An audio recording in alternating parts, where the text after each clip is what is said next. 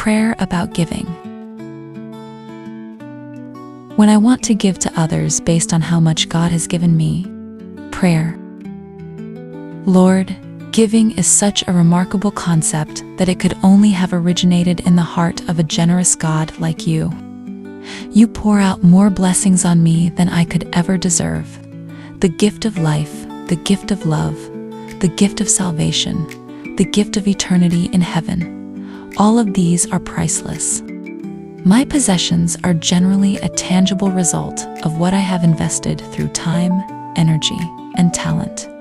But who I am, my very character, is always a direct result of what I have invested of myself with you and others.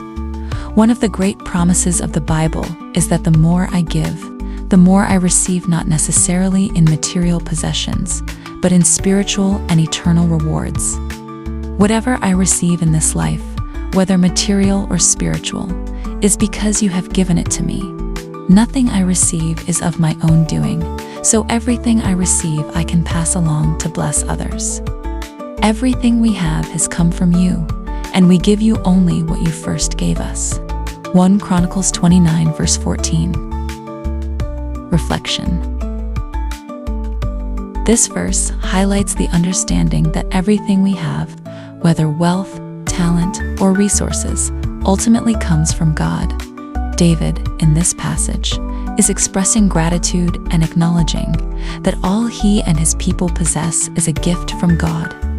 Their ability to give generously back to God is not because of their own merit, but because God has already blessed them. It teaches us that our acts of service, worship, or giving are not about what we have to offer from our own ability, but rather what we return to God from what He has graciously given to us.